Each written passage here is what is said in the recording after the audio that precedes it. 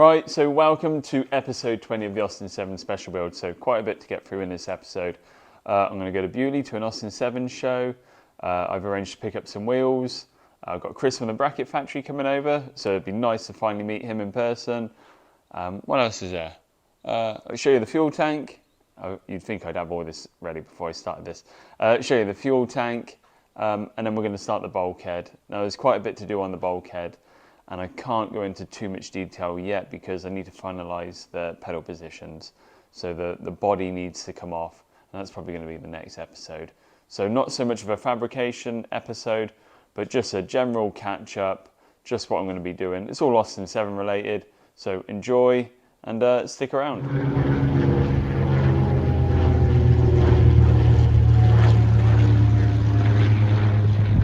Okay, so let me explain the fuel tank. It should be around nearly 22 litres, 21, 22 from my rough workings out. It's made out of 2mm aluminium. Haven't gone for anything thicker, that is sufficient. It's all TIG welded around. I've literally just got one weld to do, and then I will do a pressure test on it to make sure it's all okay. So a couple of the features, obviously there's the breather. These two tubes sticking out are going to be my fuel gauge because I will attach a clear tube through there, and when I look over my shoulder I can just see the edge of that, so that'll give me an indication of the fuel. It's got two fixing points. I may add another or a strap, and one of the other features is I've swaged this nice number 7 in there, so I really like that, and I will probably put that 7 on the front of my grille. It's also got a baffle in there. I'm just lifting that up. The pickup point, which is slightly lower, so I shall weld a little pickup when I know what fixing I'm using, and that will connect the fuel system. Right, let's head over to the car and fit it so I can show you what it looks like. So this is where it's going to sit on that shelf. It is pretty snug, but it fits really well. You can just see over the corner of the seat there, that's the view I've got to the fuel gauge. Also, I'm just currently mocking up the bulkhead here. This is just an aluminium template. I originally made it out of that white card there, but of course that flexes too much. So just trying it with this aluminium before I use the 3mm alley, because I don't want to be wasting any of that. What I'm thinking is having the battery around here, so I've got to make an insert for that. Okay, so back after Beaulieu, I've picked up the wheels. The other set's on the other side of the car. I'm going to put them on now. Impatience has got the better of me, so I'm going to put the wheels on and then roll the car outside so you can see it. It's going to be completely visually different. Really changed the whole stance of the car. Obviously I've designed this car and built it around using the 17-inch wheels with them Avon tyres. Just gives it a completely different stance, but for racing purposes, all the racers use obviously the 15s, they're the wheel of choice. So listen to the people that know best and do this on a regular basis.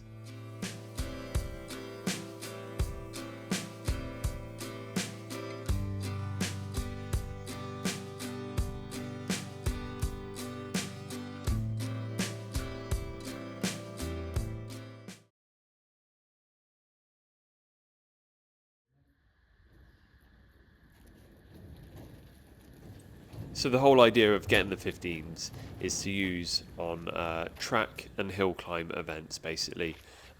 They'll be refurbished, they have new tyres on, but that's what I'll be using them for. To go into shows and everything else, I'll be using the 17s, as in my opinion, they just look so much better than these. Go on then, you get in. You're not going to climb across? Oh. As you'd have to do in the... Oh, right, okay. Yeah. You see exhaust me there. And get your legs up. Plenty of room. Yeah. There you go. So that's just to show how much room we got.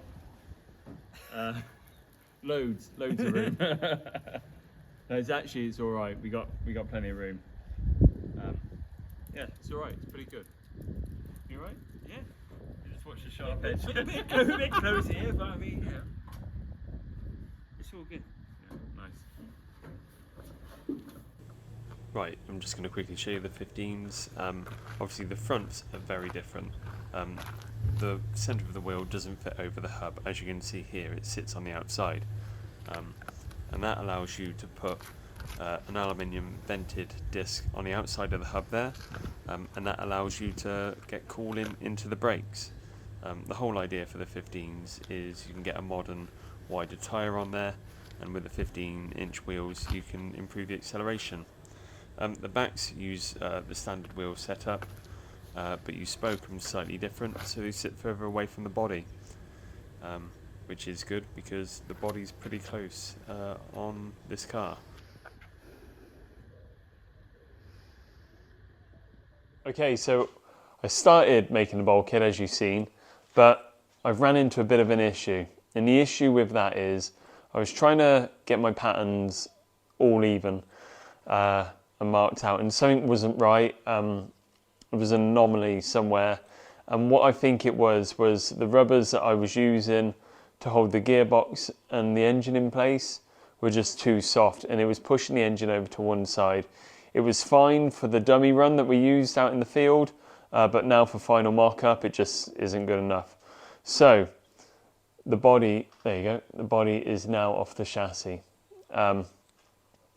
And I've put the bulkhead to one side, I've redone the engine mounts, the gearbox mounts, and now what I'm going to do is basically go through the whole car and do all the suspension modifications, pedal modifications that I'm doing, the brake modifications that I'm doing, handbrake setup.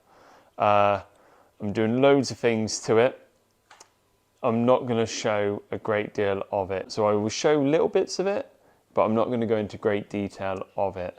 So there it is. So as you can see just there, started drilling a few holes. I know that'll wind a few people up, but that's good.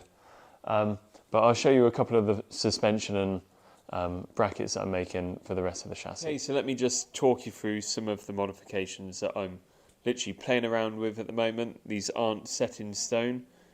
They won't be fixed into position until I'm 100% happy with them.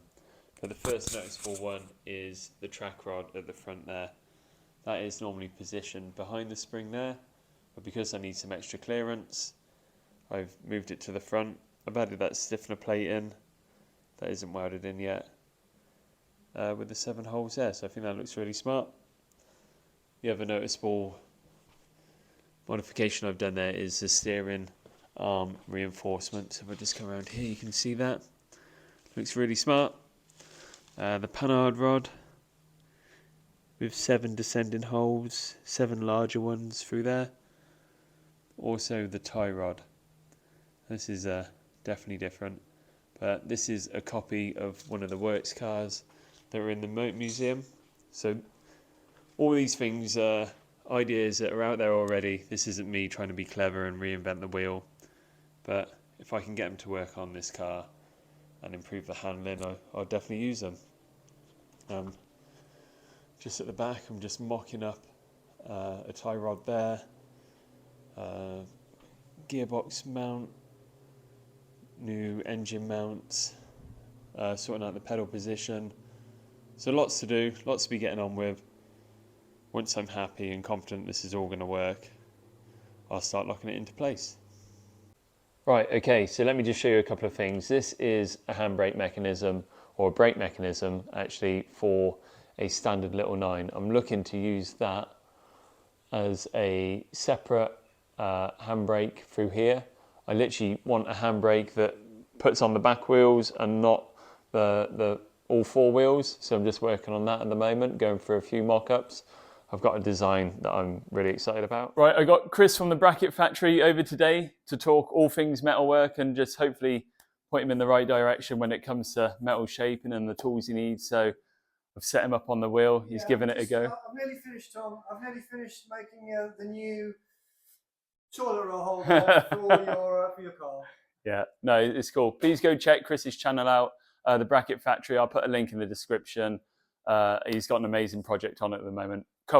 More than a couple of projects on at the moment. So yeah, go check him out.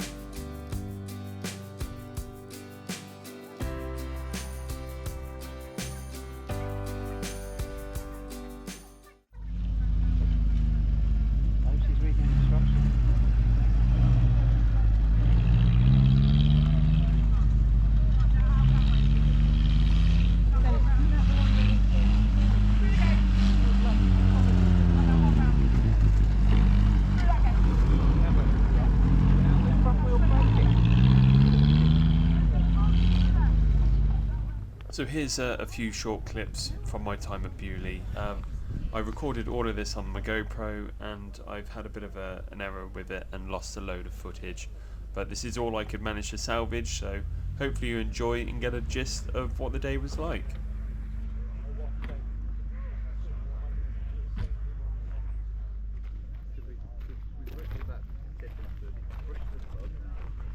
It's weird, it's quite cool, and then all of a sudden it blinked and it went off.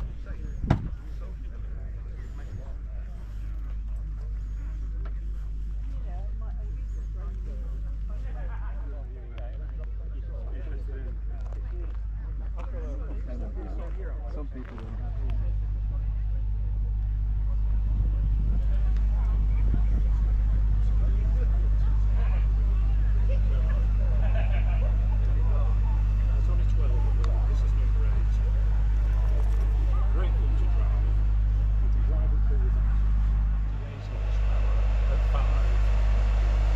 I'm going to ask a very cheeky question.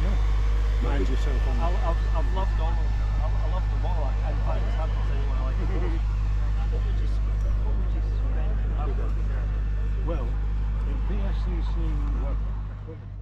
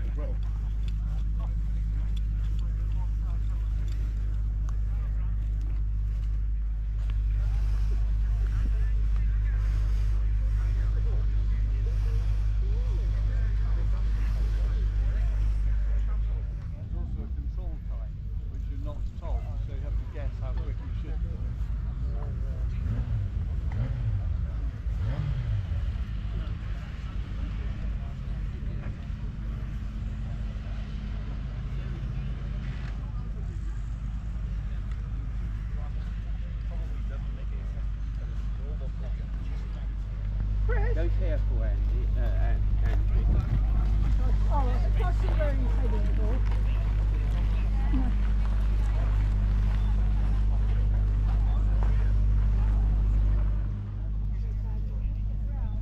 Oh, is he?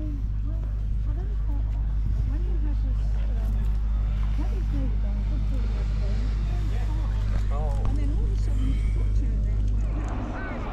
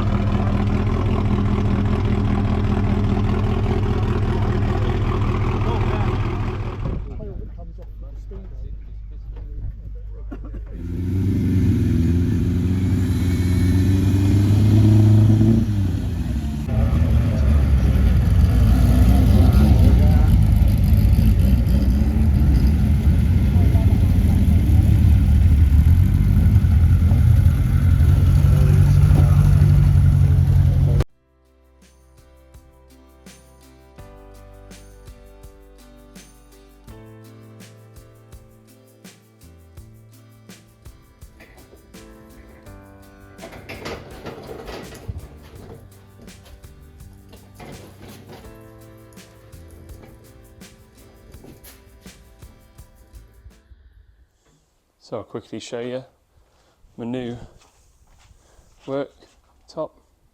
I think that's about 30mm thick, 100mm base to it. Very heavy. I'm going to wait till I've got another pair of hands before I put it into position. I've got to lift it up and get the strap out. It all gets a bit sketchy. So that was my £60 bargain off eBay. It's 3 foot by 2 foot.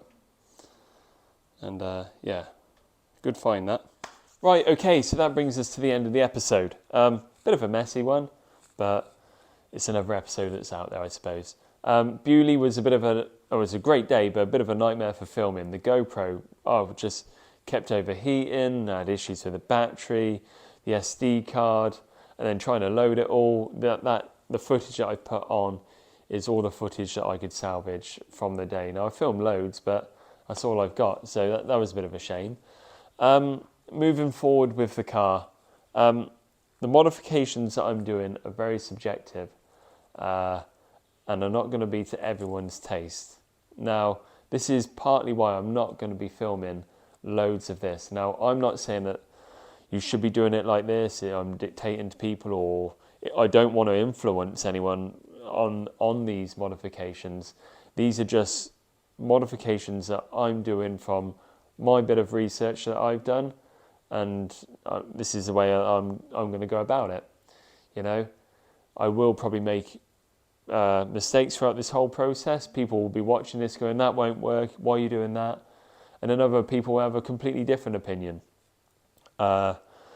Now, I've taken all these modifications from cars that are running currently, you know, and people, you know, aren't having any issues. So I don't see why there would be any issues with what I'm doing. But unfortunately, when we put stuff up on YouTube, you get sort of two types of people. You get the people that are really encouraging, and then you also get the people that don't know their ass from their elbow and will write an essay and tell you what you should be doing that have never even worked on an Austin 7. Now, I enjoy the whole YouTube side of it, and I want to keep it fun, and I don't want that side of it, you know, to become part of it and take over and then spoil that kind of fun. So that is kind of why I'm not going to be filming loads of this, you know. But that's that. The next part of the video, I'm not too sure. Maybe the handbrake mechanism. So the handbrake on this particular setup applies all 4 brakes. Now, I want a separate mechanism positioned differently. I want an external handbrake. Oh, bar there. I want a handbrake that's positioned on the outside, so the mechanism will run it in a different position. But I only want to apply the back brakes for that. So that's a little bit of working out to do. I don't want all 4 wheels to lock on. It's not a handbrake, it's like a braking assist, I suppose we should call it. And that is pretty much it. So thank you to everyone that's gone over and bought a t-shirt or a slapper. I'll leave a link in the description if you want to go over and check them out. I am just working on a few more t-shirts at the moment, a few more designs, so hopefully once they're up, I should do another video. And that is pretty much it moving forward. So on that note, thank you very much, and I'll see you in the next one. Ciao.